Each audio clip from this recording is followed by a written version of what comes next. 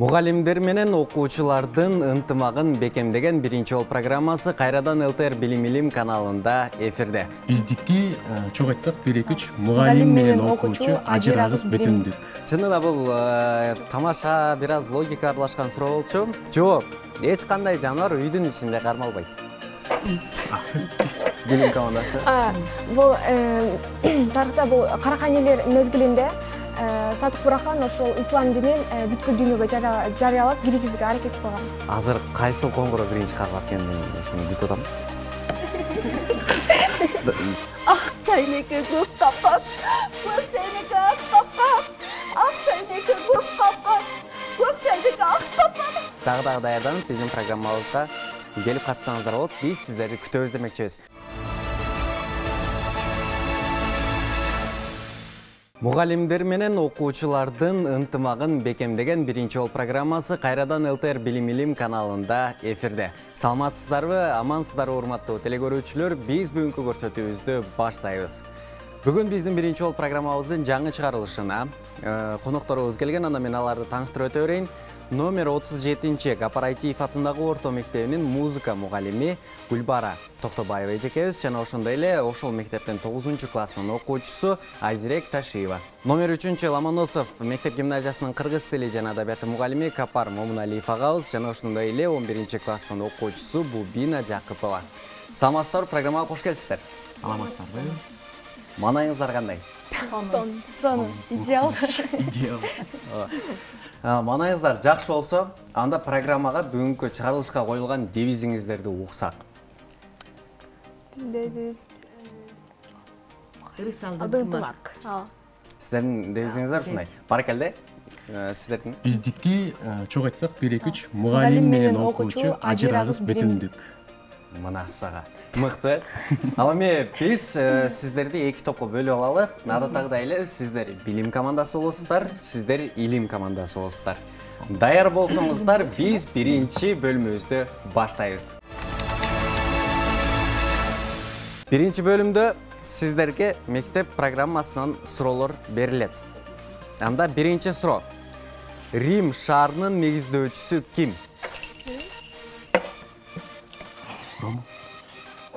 Ромул. Жоңуздар туура. Илим командасы 2 бай. Экинчи суроо. Байыркы Грецияда олимпиадалык оюндар канчанчы жылы башталган? Биринчи баягы Эмил согуш бүткөндөн кийин да? согуш бүткөндөн кийин чыккан го, ошондо. Ал марафон болчу. Жылда кайсы болушу мүмкүн? Байыркы Грецияда болсо, биздин заманга чейинки болот. Биздин заманга чейин болсо, эми биз эмне айтабыз? Биздин заманга чейин турган жылдар бар. Аны кайсы дейт? Греция олимпиадалык оюндар бизде жок. Биз заманга чейин кайсы кылынып, 7-кылымда көрөйүнчү. Жоңуздар.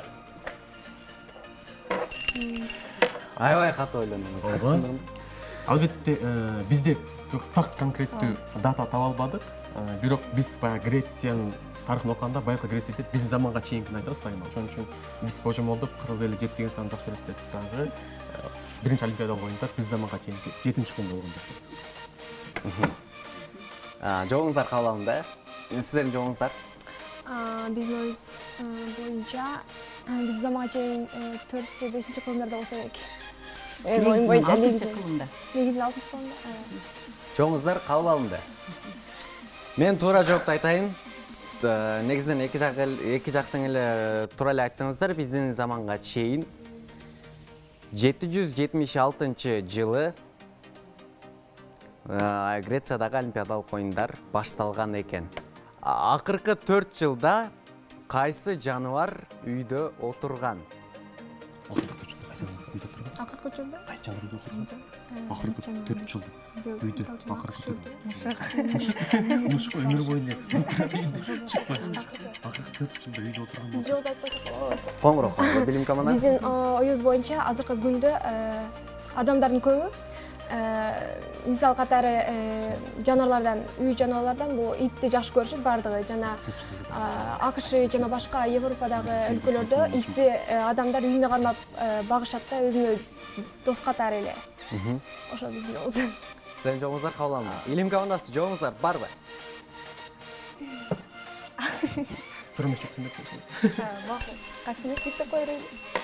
Жұмышық. Өзге жаққан жер, мышық көресің. Мышық. Сіздердің жоғыңыздар мышық. Чынында бұл тамаша, біраз логика аралашқан сұрау болчу. Жооп. Ешқандай жануар үйдің ішінде қармалбайды. Жақшылап ойланыңыздар. Зодиакта тирүү жанды чагылдырбаган бирден бир белги кайсы? Тирүү жанды чагылдырбаган. Тараза. Илим командасы тура жооп берди. Коңгуроо кагылды. Илим командасына дагы 2 упай. Кийинки 6-суроо. Кайсы өлкөдө 120дан ашык мөңгө жана 100дөн ашык вулкандар бар?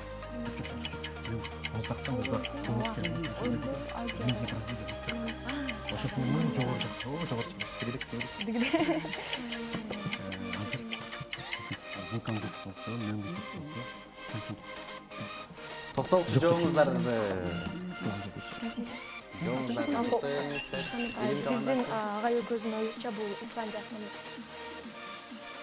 Жооп тура. Илим командасына дагы 2 упай, чынында билим командасы аракеттениңиздер, жакшылап ойлонуңуздар демекчимин. 7-суроо. Жердеги кайсы жаныбардын жүрөгү мүнөтүнө 9 гана жолу согот? Кит. Илим командасы мыкты, чындыгында алдыга кыйла озуп чыкты. 8-суроо. Кайсы салгылаштан кийин Орто Азияга ислам дини тарай баштаган? Билим командасы. Бул тарыхта бул Караканилер мезгилинде Садык Бурахан ошол ислам динин бүткүл дүйнөгө жарыялап киргизүүгө аракет кылган. Сиздерге жардам. А тамгасынан башталат. О. Мен Таптыра бир болсо. Да, эмне болушу мүмкүн азыр? Вариант. Жоқ, мен башына ешнәрсе келбейді. Тарих бойынша келгенде, жылдар даталарға келгенде мен өчіп қалам. Билим командасы, сіздердің жоғыңыздар бар бай? Жоқ, атам басынан. Мен тақыршысы жоқ. Аға байлашқан. Илим командасы, жооп бар бай сіздерді? Тилекке қаршы. Жооп. Жооп болып қалды. Сіздерді? Арабтардың талашусы. Жоңуздарды кабыл алдык, бирок тилекке каршы бираз туура эмес болуп калды. Атлах салгылашуусу болгон. Атлах. Дал ушул салгылашуудан кийин Орто Азияга ислам дини тарай баштаган экен. 9-суроо. Карында кайсы заттар ажырайт? Карын. Ашказан, а? Ашказан. Таппай калдым. Легче это вместе. Жоқ, карын кайсы заттар ажырайт? Углеводдор. Ай. Сіздердің жоғыңыздар шынай? Жоғыңыздар қалауында тоқтолчу жоғыңыздар ушул. Жооп туура. Эң акыркы 10-суроосу. Азыр кайсыл коңгуроо биринчи кагылат экен, мен ушуну күтүп атам. Жакшы болгону даярданып туруңуздар. Microsoft Word бул эмне? Ой. Текстик редактор. Текстик редактор. Жооп туура. Билим командасына 2 упай. Баракелде, биринчи бөлүмдү эң мыкты деңгээлде жыйынтыктап алдыңыздар.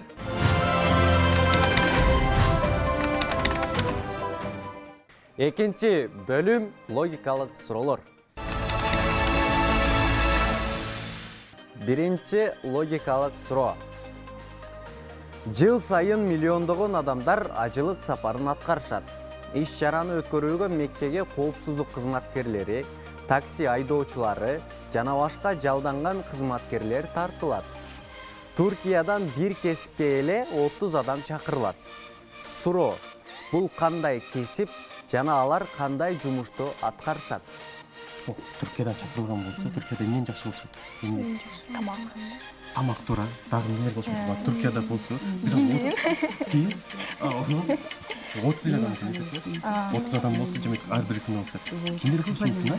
атайын башка жактан эмес, Түркиядан болгон. Түркияда демек тамак макул дейм, дагы эмне кылышат? Ширинлектерди кылат. ооба Килем. Сен кийин дедиңби? кийим Кийим. Мүмкүн логикалык логика болот. Бирок логика эми дегенде бул жерде эмнеге азан чакырып чакырабы? Бир жоопко токтолобуз, бир жоопко келебиз. Акыркы токтолчу жообуңуздарды бир ойлонуңуздар дагы, кеңешиңиздер дагы бере берсеңиздер болот. Макул. Сен вариантыңа. биз агай менен көп мындай ойлондук. Оюбузча Түркияда көп мындай тамакты татуу жасашат. Ошол себептен биздин оюбузча бул ашпозчулар. Сиздердин жообуңуздар кабыл алынды. Билим командасы. Бизде Ошо биздин оюбуз боюнча ошол ажылык сапарга көптөгөн ошо өлкөлөрдөн адамдар келип, анан ошого котормочулар кесиби болушу мүмкүн. Сиздер ушул жоопко токтолосуздар. Эки топтун тең жообун, эки команданын тең жообун кабыл алдым. Илим командасы сиздер бир аз жакындашкансыздар. Бирок так туура жооп бул касапчылар. Курмандыкка чалынган койлорду союшат. Биз бирок ошондой эле ойлогонбуз агы. Бурак десеп жанагы кайсы бар эле мында? Бурак. Өз чибит. Жок, өз чибит, ал Кемал агай. Биз экинчи суроого кезектиребиз.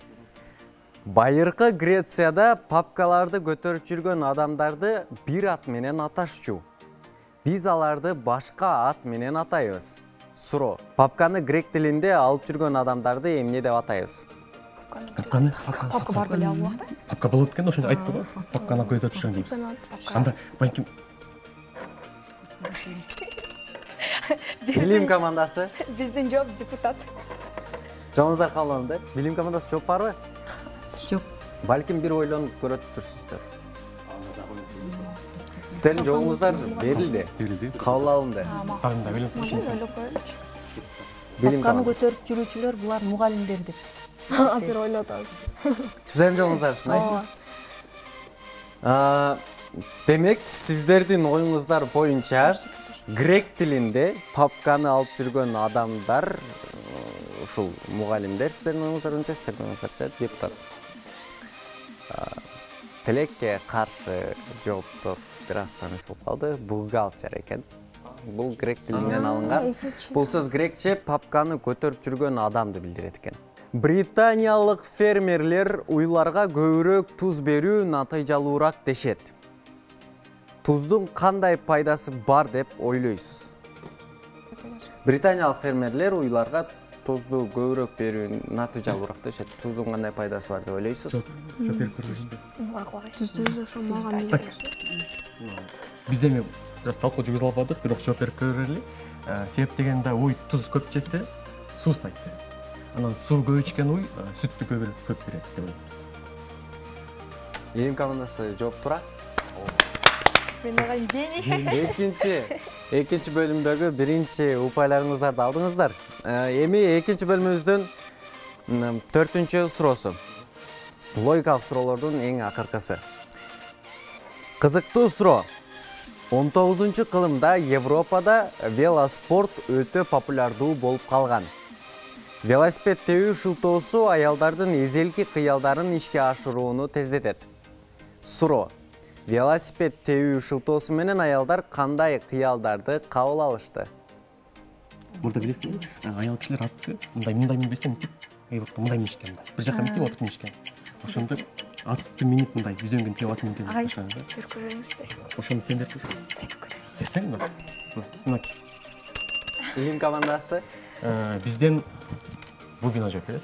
Биздин оюбузча аялдар ат минүү кыялын орундатуу үчүн велосипедди тебишкен. Себептен кошумчалап коеюн, себептен мурда биздин билген маалымат боюнча аял кишилер атты мингенде баягы атты кыргыздар ат минип минет го, эки бутун эки жакка жеп алар ат бир жагына эки бутун бир жагына кылганда анан ошо велосипед тепкенден кийин айласы баягы атты эркин минүү кыялдан ишке ашырган деп ойлойбуз. Илим командасынын жооп кабыл алынды. Билим командасында жооп барбы? Биздин жообубуз Биздин жообубуз ошол аялдар өздөрүнүн ден соолугун чыңдоо үчүн велосипедди деп ойлоп.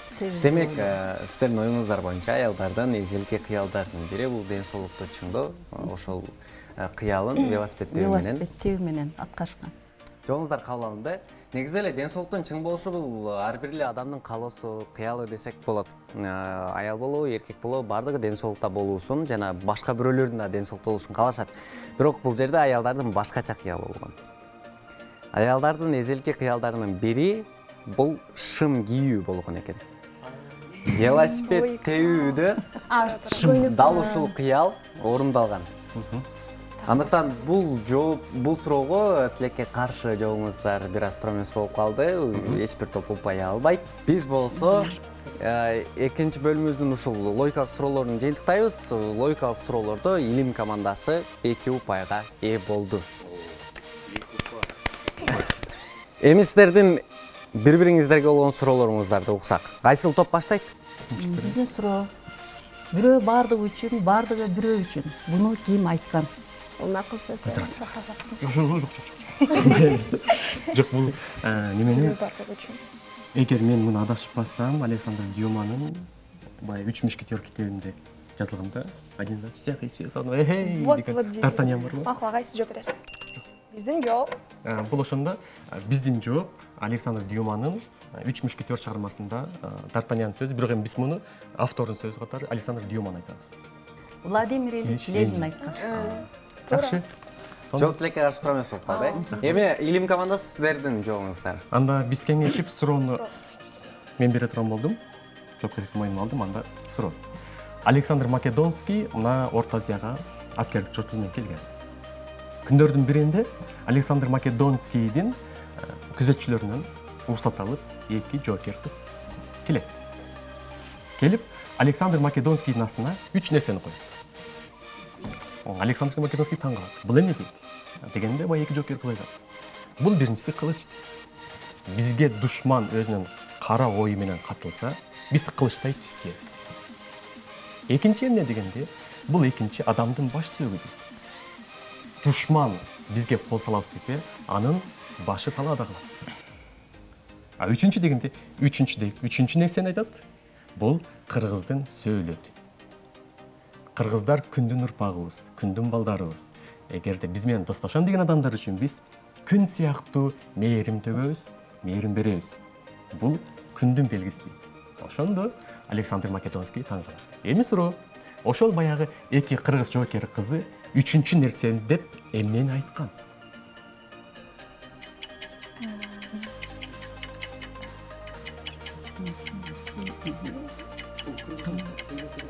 Амба күндүн Күндүн формасына отур. Бага менин де бар желектер бар. Күндүн кийин күнү желек. Күн нурлары.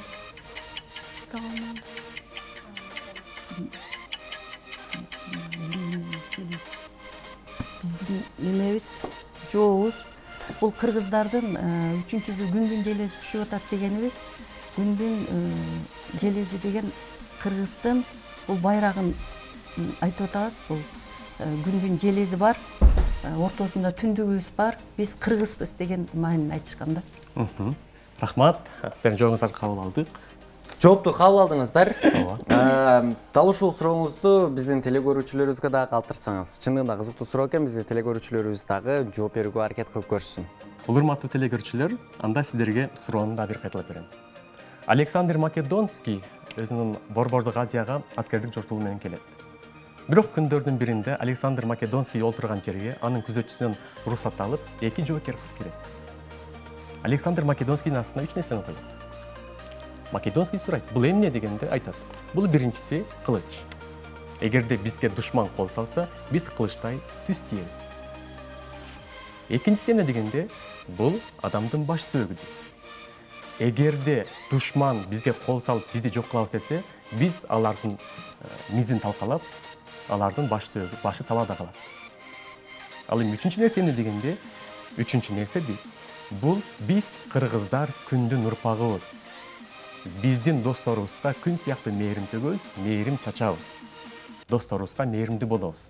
Мына бул нерсе ошол күндүн белгиси катары саналат деп айтат. Демек, Александр Македонскийге үчүнчү нерсени эмнени көрсөтүшкөн? Урматтуу телекөрүүчүлөр, мына ушундай кызыктуу суроо, эгер сиздерди жоопту билсеңиздер, же болбосо ойлонуп жообун тапкан болсоңуздар, анда биздин ЛТР Билим Илим Инстаграм баракчабызга сөзсүз түрдө жөнөтүңүздөр, биз сиздерге белек ыйгарабыз. Андыктан катталыңыздар, жообуңуздарды күтөбүз, жеңүүчүнү анықтайбыз. Экинчи бөлүмдүн жыйынтыгы менен Илим командасы экинчи бөлүмдө 2 упайга ээ болду. Билим командасы Тилекке каршы упай ала албай калды. Андыктан Илим командасына дагы бир жолу кол салып, негизи экинчи бөлүмдө ийгиликтүү жыйынтыкташыңыздар менен.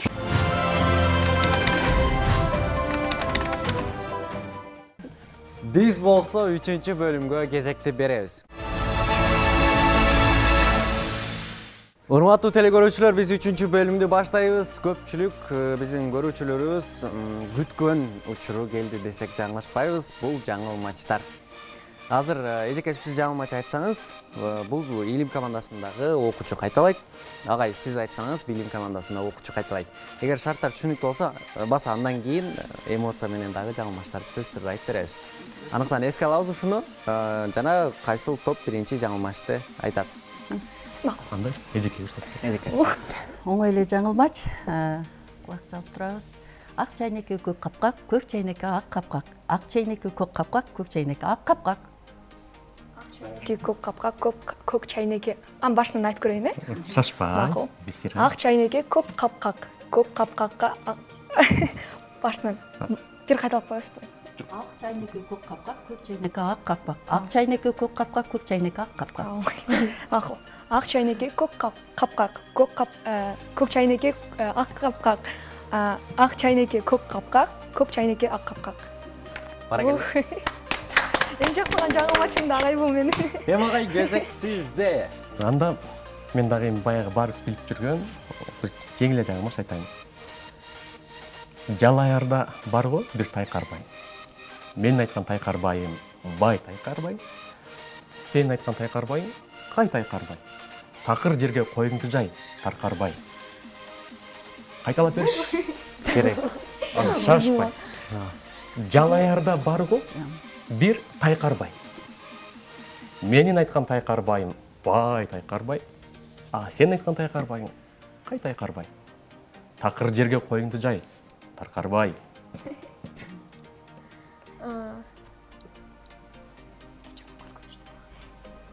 Мен айтып көрөйүн. Бир жерде бар Тайкарбай. Мен айткан Тайкарбай бай Тайкарбай. Ал эми сен айткан Тайкарбай. Башына кайталап коесузбу? Жалаярда барго, Жалаяр. Жалаярда барго бир Тайкарбай.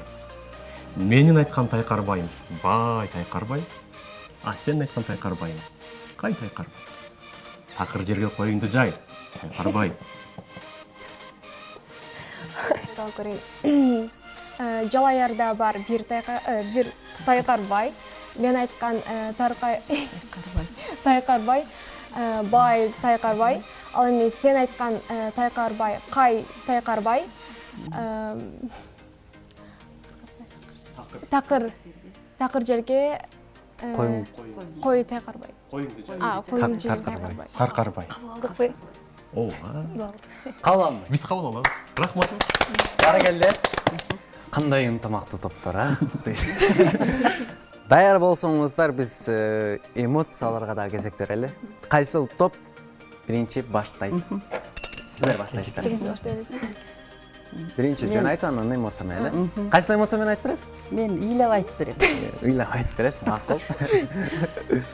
Ак чайнекке көк капкак, көк чайнекке ак капкак. Эми ыйлап айтып берейин. Ак чайнекке көк капкак, көк чайнекке ак капкак.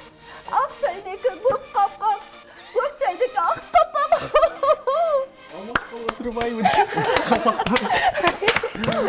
Баракелде, мыкты. Сонун, өтө сонун. Өтө мыкты. Окуучуна кезек беребиз. Гүл айтайын. Былкы таш, былкыдан кызыл таш, таар токум чаар таш, тагы алма кара таш. Эми гүл айтып көрөйүн. Былкы таш, былкылдаган кызыл таш. Таар сокун чаар таш, тагыладыма кара таш. Жакшы. Кезек илим командасында Биринчи мен адекваттуу түрдө айтайын ага, чоңумачы. Макул. Аялдамада аялдар турушат. Аялдамадагы аялдар аңгеме курушат. Аялдамадагы аялдардын аңгемесин аялдамадагы аялдар угушат. А эгер аялдамадагы аялдардын аңгемесин аялдамадагы аялдар угушпаса, анда айтыңыздарчы, аялдамадагы аялдардын аңгемесин ким угат? Мен образга кире алайынчы азыр. Жок, бул өзү эле үйдө айткан. Аялдамада аялдар турушат. Аялдамадагы аялдар аңгеме курушат. Аялдамадагы аялдар. Аялдардын аңгемесин ким угат? Капарагай ким угат?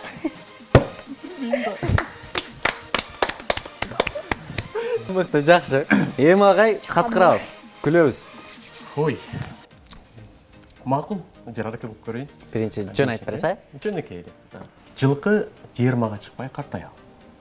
Картайган жылкынын сүйөгү аркаял. Картайган картаң жылкыны картайган жылкычы кайтарабы.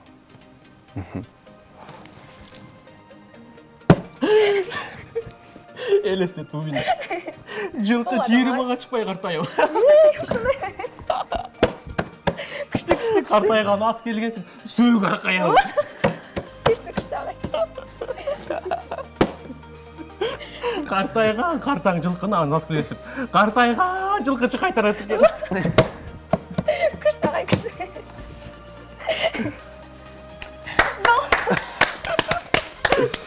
Мыкты. Өзгөчө. Биздин телекөрүүчүлөрүбүзгө биздин билим командасында дагы жакшы бир эмоция тартууладыңыздар. Ыраазычылык билдиребиз. Чынында билим командасы дагы аябай мыкты, аракетиңиздер күчтүү. Бул бөлүмүбүздө ушул жаңылмаштар боюнча уруксат берсеңиздер, 2 топко тең 2ден упай берип коелу. Разыбыз. Ал эми биз кезекти макал лакаптарга берели. Мен макалдын башын айтам, сиздер калганын улайсыздар. Даяр болсоңуздар, мен биринчи макалды баштайм. Максат менен соккон жүрөк. Соккон жүрөк, ишине такчы. Коңгуроо какканды унутпайбыз, Максат менен соккон жүрөк. Ишине такчы. Максат менен ой качпашып, максат менен соккон жүрөк. Дүгүрүгүдүн көлдү көздөй аккан булактычы. Макулбу? Максат менен соккон жүрөк, көлдү көздөй аккан. Илим командасы. Биз эми баягы так жооп таба албадык, бирок аракет кылабыз. Ана, бобина. Максат менен соккон жүрөк, булак, көлдү көздөй аккан булак.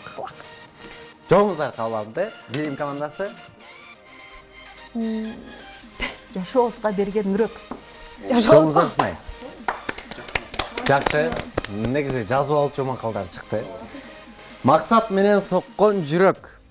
Бакыт менен өмүр сүрөт. Билим командасынын берген жообу мааниси жагынан жакындашты. Андыктан билим командасына 2 упай ыйгарабыз. Кол чабуулар. Бул азыр 3-чү бөлүм. Экинчи макал. Мартчылык ар кимде болбойт. Берешен, жомарт. Мартчылык ар кимде болбойт. Мартчылык ар кимде болбойт болсо, кимде болот? Мартчылык ар кимде болбойт.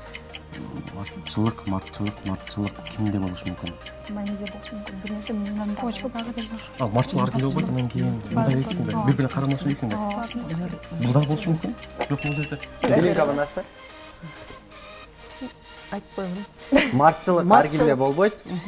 Мартчылык ар кимде болбойт, тарчылык баарын кордойт деген маани. Тарчылык баарын кордойт. Жоңуздар кабыл алынды. Илим командасы сиздерде жооп. Бизден да баян чыкпай калды. Мартчылык ар кимде болбойт. Коркпогон эр жүрөктө болот. Мартчылык ар кимде болбойт. Сараңдын капшыты толбойт. Негатив. Биз 3-чү макалга кезектеребиз. Өз элине батпаган. Өз элине батпаган. Илим командасы. Биздин оюбуз боюнча өз элине батпаган бөтөн элди жарытпайт. Жоңуздар кабыл алынды. Билим командасы жооп барбы? өз элине батпаган бирөөнүн үйүн сагалайт. Жоңуздар кабыл алынды. Өз элине батпаган душманына кор болот. Дал ушундай болчу толугу. Кийинки макал: өткөндөрдү эстеген жаман болбойт. Өткөн күнүн Эстебес адам. өткөн күнүн эстебес адам болбойт. Ушул айтып коюшчу. Макул. Макул берсе кайталап коесузбу? Өткөндөрдү эстеген жаман болбойт. Өткөн күндү эстебес адам болбойт. Жоңуздар кабыл алынды. Билим командасы, сиздерге бир мүмкүнчүлүк. Жоңуздар барбы, жокпу? Бар, можно кайталап коесузбу деп калдым. Өткөндөрдү эстеген жаман болбойт. Өткөндөрдү эстеген жаман болбойт. Жашоосунда кор болбойт. Жоңуздар кабыл алынды. Тилекке каршы дагы бир аз жакынашпай калдыңыздар. Өткөндөрдү эстеген жаман болбойт. Мурдагыны кектеген жакшы болбойт. Пайдасыз билим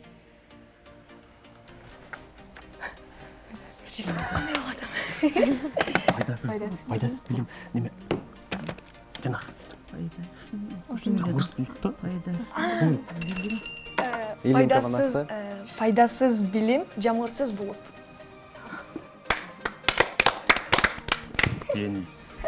Азаматсыз. Официалдуу түрдө. Илим командасы дагы 2 упай алды. Кийинки макал: сууну көп кечсең балчык. Сууну көп кечсең балчык болот, сөздү көп айтсаң тантык болот.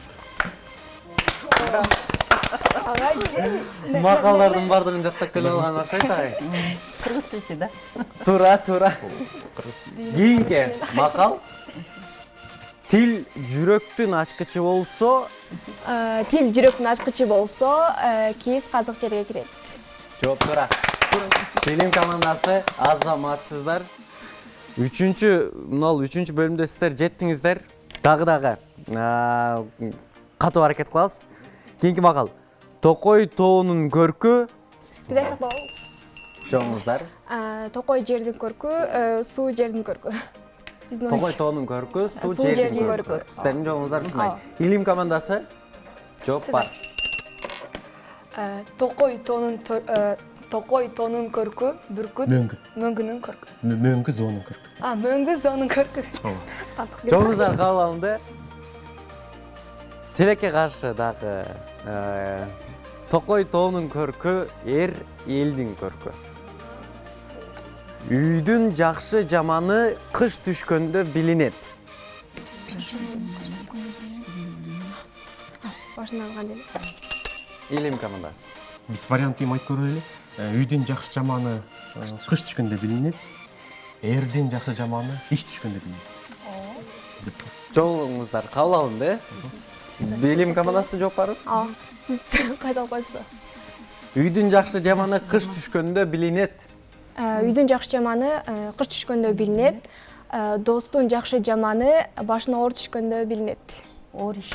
Оор иш түшкөндө. Сиздердики эрдин жакшы жаманы болду. Бул жактыкы достун. Бул жактыкы туура болду.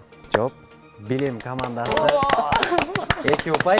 Үйдүн жакшы жаманы кыш түшкөндө билинет, достун жакшы жаманы иш түшкөндө билинет. Билим командасына 2 упай. Биздин 3-чү бөлүмүбүздүн эң акыркы макалы. Чаппаса билекте калат. Чаппаса билекте калат. Бизде жооп: чаппаса билекте калат, айтпаса жүрөктө калат. Баракелде. Бул жака сөз түрдө мындай, бул топ сөз түрдө өлчөш туруш керек экен да. Бир суроого туура жооп берип койду, булар аракет кыла баштайт экен, баш жакшы иштей баштайт экен. Мына сиздер бир суроого туура жооп берип 2 упай алдыга озуп кеттиңиздер эле, счетту тууралап койду. Чынында мыкты. Макала катар бөлүмүндө өзгөчө чоң ийгиликтерди багындырдыңыздар десек болот. Мындай чынында сонун жыйынтыктадыңыздар. Куттуктайбыз 2 команданы тең.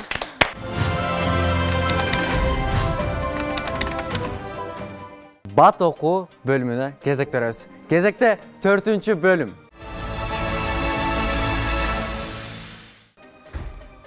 4-cü bölümдө мен сиздердин алдыңыздарга Төлөгөн Касымбековдун сынган кылыч китебин коюп берем. Мен каалаган жеримден бармактарым кайсыл бетти айтса ошол беттен окуйсуздар. Андыктан алдын ала даярдалды, алдын ала даярданып келди деген нерсе болбойт. Биринчи кайсыл топ баштайт? Билим командасы сиздер баштайсыздар. Эжеке, сиз баштайт окшойсуз. Макул. 1, 2, 3. Байге даяр баатыр деп дуулдап келди. Айтылган 4 түлүктүн бирден 9 мал толук чогултулуп турат. Жигиттердин берин чыккан калтырбай алдына салып берем өзүм. Өзүң деди Бекназар тымызын зетек болушунча калыс болуп бөлүп бейбечараларга таркатып берип кое аласыңбы? Тиги алайыптык деп таң калды. Чыккан калтырбай деп анын өз сөзүн айтайын кошумчалап койду Бекназар. Бу катуу эскертүү. Куп баатыр куп деп айнып кетпесин деген да сана кылат.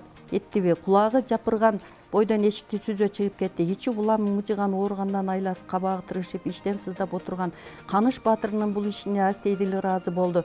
Кайрың садagaң болсун, алкышы батасын тийгизген бейбечаранын деп тилек кылды дилинен. Эңиш күрөш түгүл конолуп чабыла турган сый күлүктөрдүн кызыгына да күтө албай, абалы улам оорлоп бараткан зайыбын коштоп алдына өбөк коюп өзү жетелеп ошол эле күнү жолго чыкты. Күнүгө эле болуп жатты. Беле мындай мареке.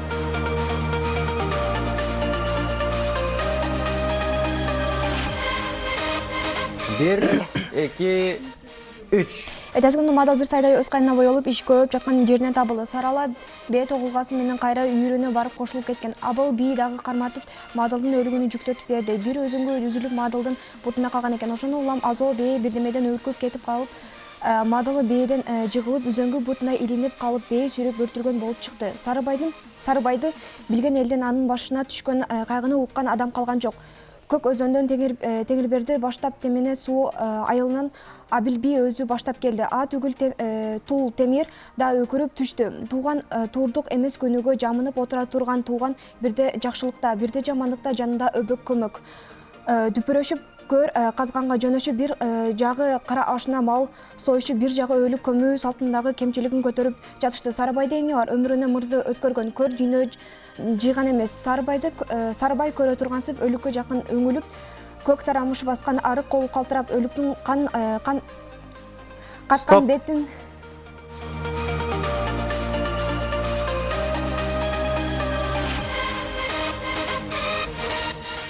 Bir, iki, üç. Тымыздын бирөөнү жиберип өлтүрүп коймокчу болгон нерени бери чеп отуруп бар таштап буга бир туруп өкүнө бир туруп абдан эле туура болгон десе өтө эле журтка аш келет атканы мынча оңой көзүн жоюп жиберип чатакты кайра ырбатып анан хан башына эртелүүгө дединтип абалда сайын талаңдатып жибериши ынтымал эле көз түйрөп отурганда эле саткын өкүмдарга жутунган ниет деп айтылып көзгө оозго батышынча каралып колдон элестен чыгарып салыш абзелөңдөгөн атымыздын өлүм кылган кара өзгөйгө каршытуу болуп кетме. Кудай жалгап ишти ушундай жагына аянтып айбагында Малахан миңтебе шуур кылды. Мына чыгыр душман чыкпадыбы ачыкка, ар бир мечитти капырга сатылып кеткен шайтанга дулданап налат айтылууга өтүлдү. Ушуну менен тең катар Малахан кыралыктан чыгып кеткен кыргыз кыпчакай кабилетин чагылдып, бул темеке шашлык камылга кала баштады. Тизгин тарткан эл буусун кыйратып өрттөп, Алымбегинин көзүн ойдуруп желетке жөө жетелетип келмекчи. Тей баягы мусулман кулдун өлүмүнөн да кузара кыйна тартылган салтанат өлүм калмакчы. Адатканын керилген айдын соң көл боюн 12 канаттагы өргө көтөрүшүп, быйы калт ишараты кылышып, босогосунда ай тамгалык кырмызы сайып туктагы туга.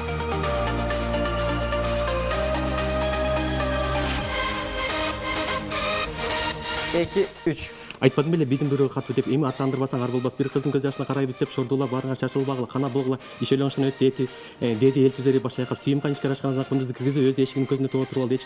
Эчкимди бет алдырбай бүт калчылап баласына ким кол салса аны тиш менен бурчалап турмагы менен тытып, ал жетпес колуна өлүп бере турган болуп, бир буркурап ыйлап жиберип, бир кеңире тишөө көз жашын тамшанып жан кечип олтурду. Катындар кемшеңде ыйлашты, балдар таңыркашты, эркектер көрбөйлүү күйбөйлдөштү, көздөн далдай бирден тарап кетишти. Мадыл гана коросунун ортосунда алсыз чарасы салбырап турду. Ой аттандырбайсыңарбы кыз деди карачал түшөр менен болбой турган иш ушу беле. Эмнеси эле эсиңер өлүмгө баса кызыңар эч ким унчуккан жок. Соң койгон карачал камчысын сүйрөп туруп айбан жигиттердин жеккирип турасыңар, алып чыккыла кызды деди. Болгула килеңдеген жигиттер сүйүмкан эшигине каптап киришти. Сүйүмкан чаңырып колдорго оролуп бербейм деп ашканын оозун бою менен калкалады. Эриндер титиреп, көздөрүнөн бирде жалыныш учту, бирде заарыш кек күйдү. Ырайымсыз жигиттердин бири акырын ага жата калып жубаткансып барып чап кучактап калды. Сүйүмкан чырлап жиберди. Тыпырап анын бетине тырмак салып басылып колдорун тиштеп бербе чыдай албай тиги сөгүнүп түртүп жиберди. Сүйүмкан бетинен жылгып түшө дагы кайра атырылып туруп ашканасынын оозун тосту. Бербейм чачтары жаксайып койнуп дал айрылып турду. Бербейм.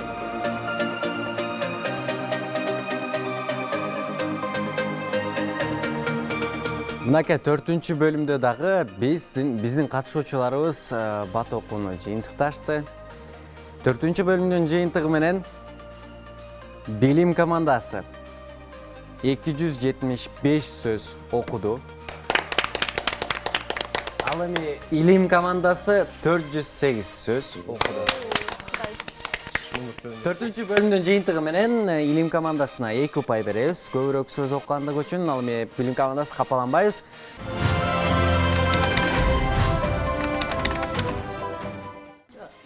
Ушуну менен биз 4-чү бөлүмүбүздү жыйынтыктайбыз. Жалпы жыйынтыкка келе турган болсок, билим командасы 10 упайга ээ болду. Ал эми илим командасы акыркы бат окууда 2 упай дагы өзүнүн упайларына кошуп, жалпысынан 20 упайга ээ болду. 15 упай сага, 5 мага.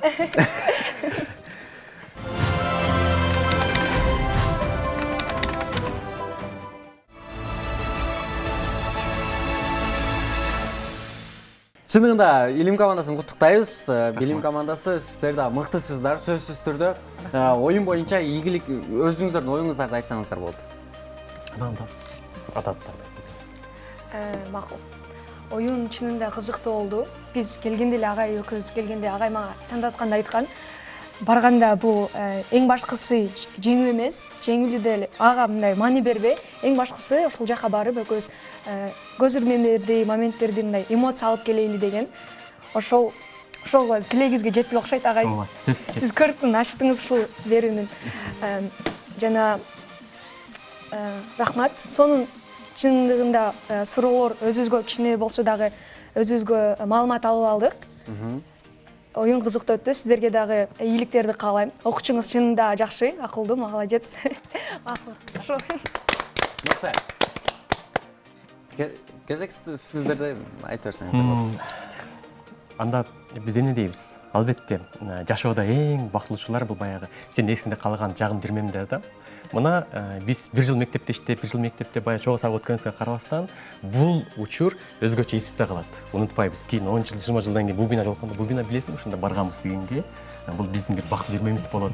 Андан кийин эжеке, сизге экөөңүзгө чоң рахмат. Ушунча бизге жагымдуу маанай уштуруп бердиңиздер. Биз бири-бирибиз менен мындай карама-каршы атаандаш болбодук. Биз бири-бирибиз менен дос болдук. Сиздер менен буйрушса алдыдагы көп иштерди чогуу аткарабыз деп ишенем. Уюштуруучуларга бардыгыңыздарга чоң рахмат, баарыңыздарга таазим. Бул бина бүгүн мен үчүн чоң ачылыш болду. Сонун, идеалдуу, гений. Сарказмдар. Кезек билим командасы сиздерде. Берүү аябай мага жакты. Негизинен ар бир нерсенин жеңүүчүсү жана жеңилүүчүсү болуш керек. Мына ошондо гана көп нерсеге жетише алабыз. Биздин атаандаштарыбызга ийгилик каалайм. Рахмат. Дайым ушундай ийгиликтерди жеңишиңерди каалайбыз. Айзерик да жакшы, мага көп көмөк көрсөттү. Негизинен бул кыздардын дагы, силердин дагы алдыда келечегиңер жакшы болот деген ойдо. Рахмат. Рахмат силерге. Кезек окуучу. Бул теле берүү мага абдан жакты. Бунун жардам менен көптөгөн информацияларды, өзүмө жаңы нерселерди алдым. Жана теле берүү бул абдан кызыктуу өттү. Шаңдуу агай менен дагы тааныштым. Ооба. Таланттуу экен. Негизинен баарыбызга стимул болду. Эң негизгиси. Жакшы. Баракалла. Мыкты. Эми 2 топко биринчи бол командасынан үй тапшырма. Илим командасы сиздер мыкты даярданыңыздар. Сиздер финалга жолдомо алдыңыздар. Ал эми билим командасы сиздер дагы даярданып, биринчи бол программасынан сиздер сөзсүз түрдө күтөбүз. Келип, өзүңүздөрдүн мыктылыгыңыздарды дагы бир ирет келип, далилдеп кетсеңиздер болот. Ал эми программабыздын жыйынтыгында биз болсо сиздерге Барбол компаниясынан таттууларды ыйгарып коелу.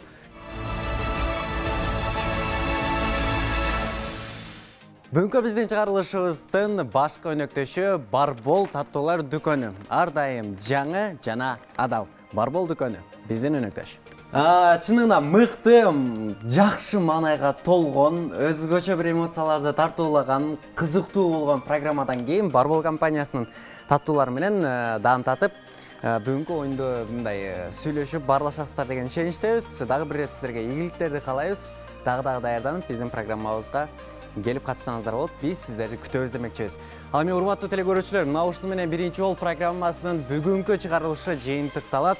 Эскертип өтөйүн, бүгүн бизде номер 37 Кооператив атындагы орто мектебинин музыка мугалими Гүлбара Токтобаева эжекебиз жана ошондой эле 9-класстын окуучусу Айзирек Ташиева болду. Ал эми бул тобуздун каршылаштары номер 3 Ломоносов мектеп гимназиясынын кыргыз тили жана адабияты мугалими Капар Момуналиев, ошондой эле 11-класстын окуучусу Бубина Жакыпова болду. Дагы бир ыраазычылык билдиребиз. Биз сиздер менен коштошпойбуз. Болгону кийинки көрсөтүүлөрдөн көрүшкөнчө дейбиз. Саламатта калыңыздар.